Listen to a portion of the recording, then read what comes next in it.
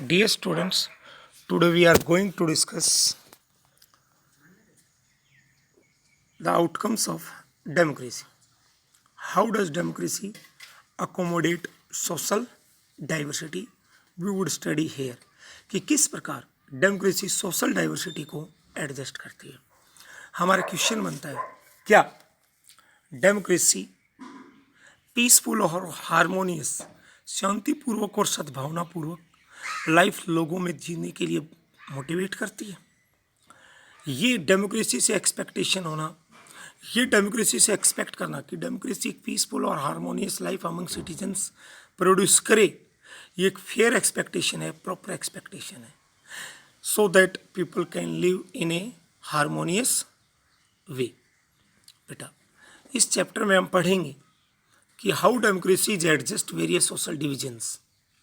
We saw in the first chapter, पहले ही chapter में आपने देखा होगा कि बेल्जियम में जो डिफरेंट इथेनिक पॉपुलेशन थी उसको डेमोक्रेसी ने कैसे एडजस्ट किया.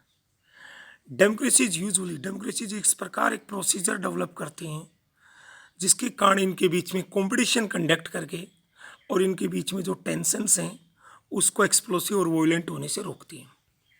बेटा, कोई भी सोसाइटी परमानेंट रूप से और पूर्ण रूप से fully and permanently, fully means 100%, permanently means सदैव के लिए सोशल डिफरेंसेस को ख़त्म नहीं कर पाई है. बट हम डेमोक्रेसी में जो सोशल डिफरेंसेस हैं उनको रिस्पेक्ट करना सीख जाते हैं और एक मैकेनिज्म, एक सिस्टम डेवलप कर लेते हैं कि किस प्रकार इन डिफरेंसेस को नेगोशिएट किया जाए. डेमोक्रेसी सोशल डिफरेंसेस को एडजस्ट करने का, अकोमोडेट करने का एक बेस्ट वे है. नॉन डेमोक्रेटिक जो सिस्टम्स हैं वो जो सोशल डिफरेंसेस हैं उसकी तरफ आंखें बंद कर लेते हैं और सोसाइटी में जो इंटरनल डिफरेंसेस हैं उनको दबाने की कोशिश करते हैं. इस प्रकार जो डेमोक्रेसी में जो एक एबिलिटी है social differences, social divisions, conflicts को एडजस्ट करने की, ये वास्तव में नॉन डेमोक्रेटिक रिजाइम्स के ऊपर पॉजिटिव, अर्थात उनके ऊपर इसको पॉजिटिव बनाता है, या ये इसके लिए एक पॉजिटिव पॉइंट है. बेटा, बट का एग्जाम्पल आपने देखा होगा, श्रीलंका के एग्जाम्पल हमें रिमाइंड कराता है कि किस प्रकार सोशल डिफरेंसेस को, सोशल डाइवर्सिटी को एडजस्ट करने के लिए दो बातें क्लियर होनी चाहिए. पहला, ये नेसेसरी है, ये जरूरी है समझना कि जो डेमोक्रेसी है ये मेजोरिटी ओपिनियन का रूल नहीं है, मेजोरिटी का रूल नहीं है.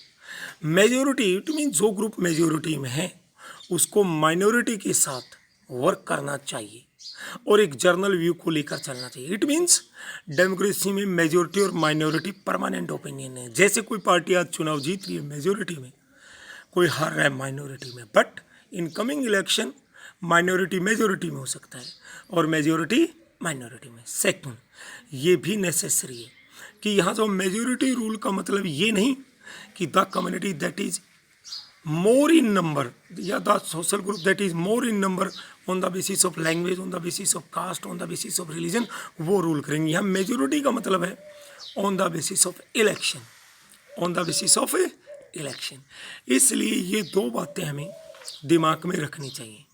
डेमोक्रेसी रिमेन्स, डेमोक्रेसी तभी तक डेमोक्रेसी रहती है जब तक हर सिटीजन को किसी पर्टिकुलर टाइम पे मेजोरिटी का हिस्सा बनने का मौका मिले. जैसे आज हम माइनॉरिटी, हो सकता है कल हम मेजोरिटी में.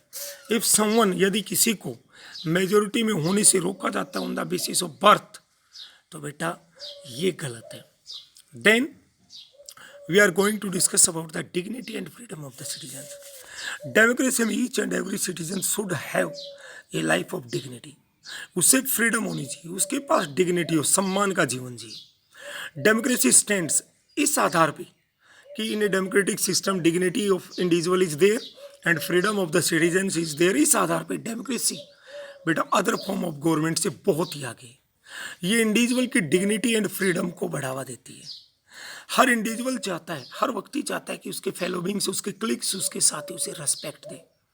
और कई बार आप देखते हैं यही रिस्पेक्ट प्राप्त करने का, जब हम किसी को ड्यू रिस्पेक्ट नहीं देते हैं या हमें कोई रिस्पेक्ट कहीं से प्रॉपर नहीं मिलता है तो ये कॉन्फ्लिक्ट का इश्यू बनता है.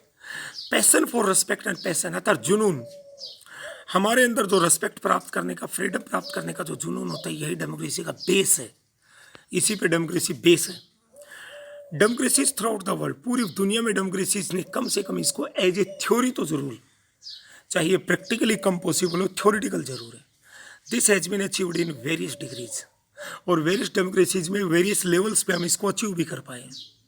वो सोसाइटी जो पहले बड़ा सबॉर्डिनेट एंड डोमिनेशन होती थी, अर्थात मेन कास्ट और लोअर कास्ट, अपर कास्ट और लोअर कास्ट होती थी, उन सोसाइटीज़ में इसको लागू करना बहुत टफ हुआ। For take the example of women, बेटा पहले आप देखते हैं इंडिया में महिलाएं, बेटा मेल डोमिनेटेड सोसाइटी होता था, महिलाओं को बहुत ही लोअर माना जाता था। आज मोस्ट सोसाइटीज़ ने आपने देखा होगा, पहले mostly societies historically male dominated होती थी। महिलाओं ने अपने प्रति, अपने अधिकारों को प्राप्त करने के लिए, अपने राइट्स के प्रति सेंसिटिव क्रिएट करने के लिए, रेस्पेक्ट प्राप्त करने के लिए लॉन्ग स्ट्रगल्स लड़े। इक्वल ट्रीटमेंट के लिए महिलाओं ने बड़ी लड़ाई लड़ी है। और आज किसी सोसाइटी को डेमोक्रेटिक बनाना चाहते हो तो रेस्पेक्ट एंड इक्वल ट्रीटमेंट इसके लिए बहुत ज़रूरी है। दैट डज नॉट मीन, इसका मतलब ये नहीं है कि महिलाएं इक्वली ट्रीट की जाती हैं। बेटा आज आप देखोगे principle means as a rule ये रिकॉग्नाइज हो गया है, तो आगे आके ये चीज़ें बेटा लीगल और मॉरल वे से अपने आप एक्सेप्ट हो जाएंगे। नॉन डेमोक्रेटिक सिस्टम में ऐसा नहीं होता है।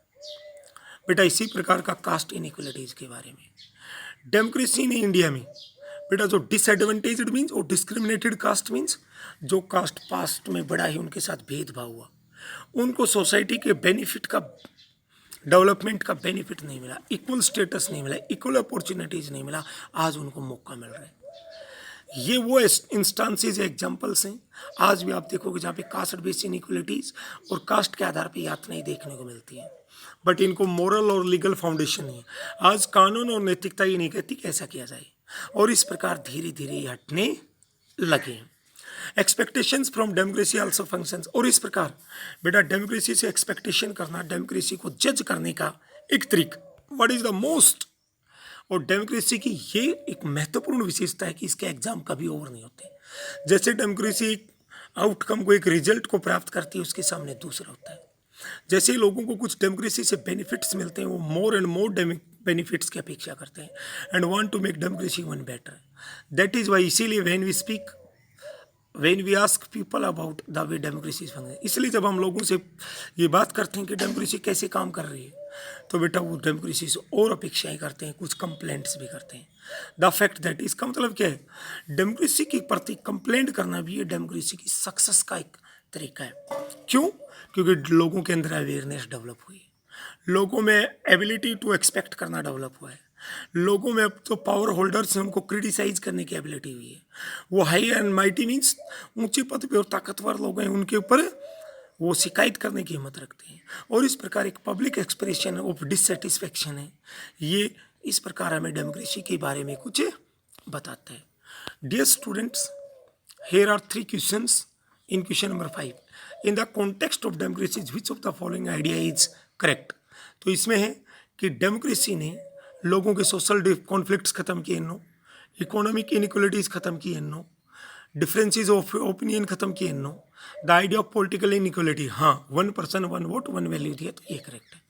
In the context of assessing democracy, democracy को एसेस करने के मामले में, which among the following is odd one, free and fair elections हैं, डिग्निटी ऑफ इंडिविजुअल हैं, यहाँ जाएगा majority rule, and studies on political and social inequalities and democracy shows that, क्या दर्शाती हैं कि इनइक्वलिटीज एग्जिस्ट इन डेमोक्रेसीज, ये दर्शाया जाता है। Okay dear students, we would start next lesson in next video.